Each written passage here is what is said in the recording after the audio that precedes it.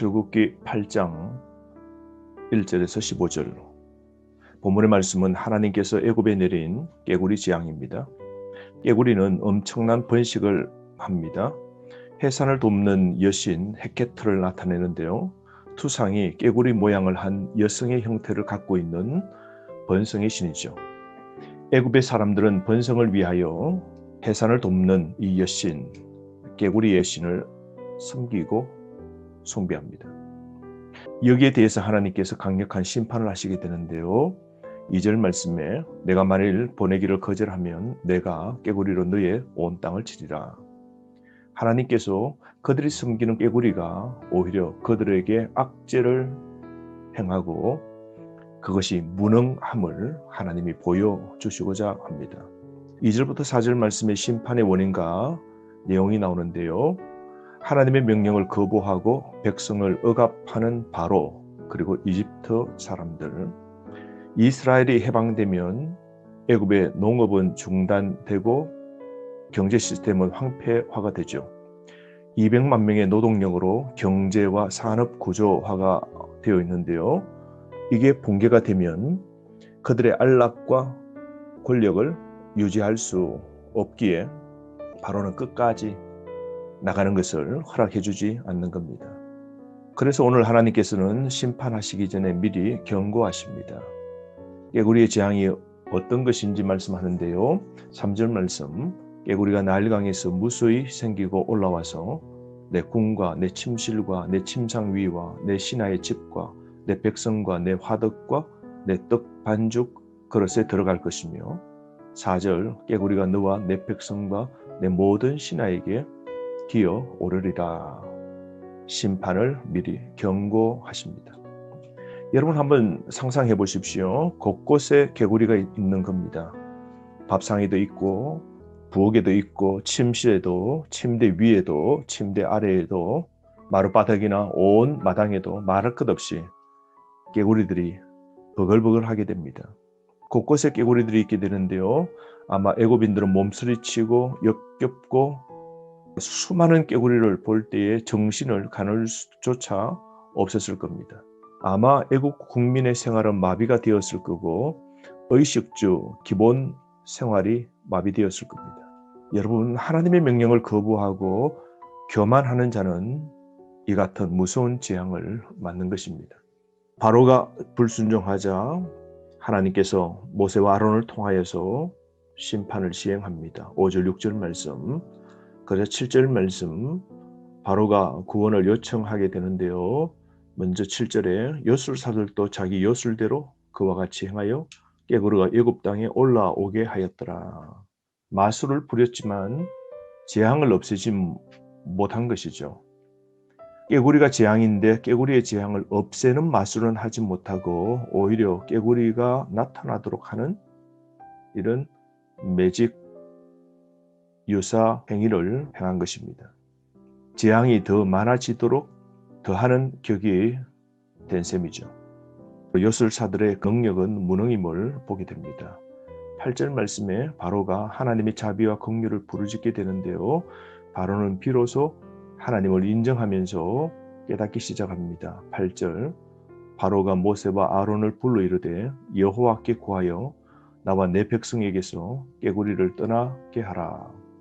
내가 이 백성을 보내리니 그들이 여호와께서 제사를 드릴 것이니라. 여러분, 지금의 재앙이 무엇입니까? 오늘 우리 삶 속에 일어나는 일들은 무엇이 있습니까?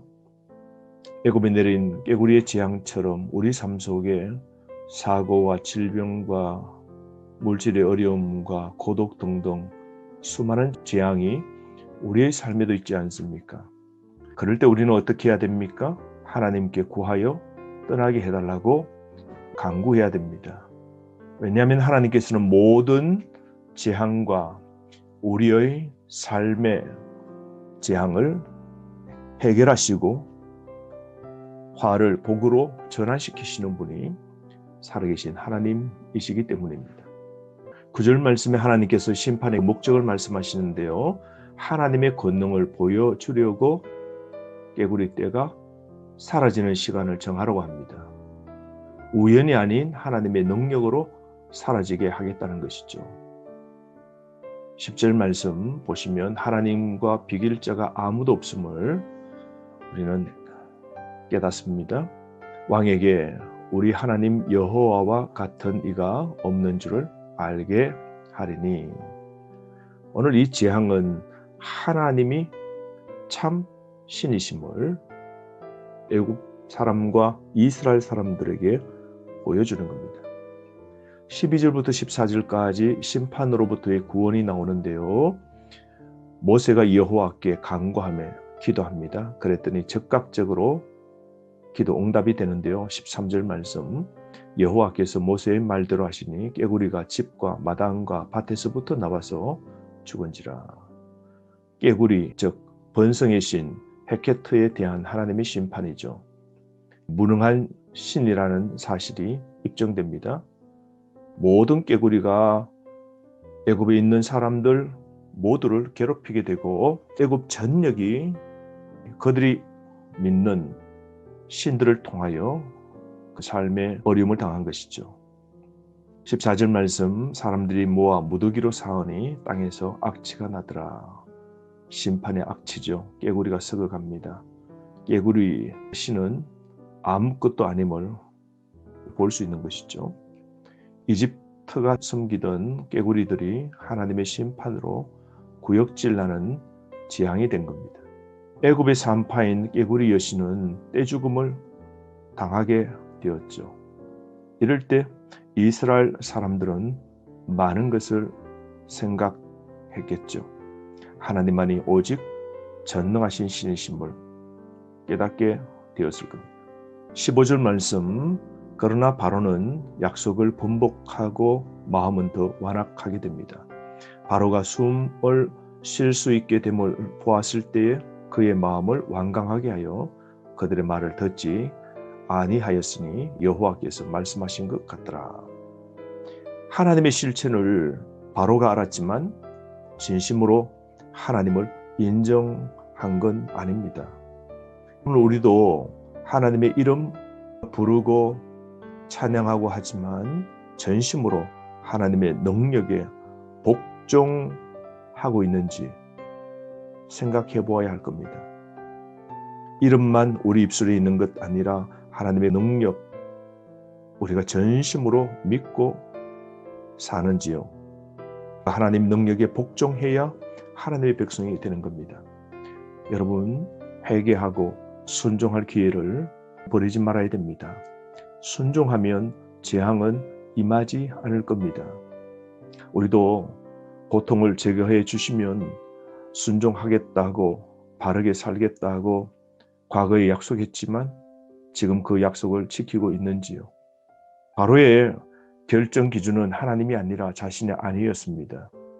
문제가 해결되면 또 하나님 앞에 거역하고 모든 약속을 파기한 것이죠. 그러므로 여러분, 우리는 고난 중에 과거에 베푸신 하나님의 은혜를 잊지 말아야 됩니다. 위기 속에서 건져주신 하나님의 은혜를 잊지 말고 그때 하나님과의 약속, 서원, 하나님께 다짐했던 것, 그 약속을 신실하게 이루며 살아야 할 겁니다. 이게 하나님의 은혜를 보온하는 삶이죠. 오늘 하루 주님 주신 말씀을 붙잡고 세상에 무너지지 않고 세상 속에서도 살아계신 하나님만 의지하고 하나님을 붙잡고 하나님의 도움을 구하며 약속을 실행하는 삶을 사는 신실한 하나님의 백성으로 살기를 원합니다. 하루 말씀 안에 승리하십시오.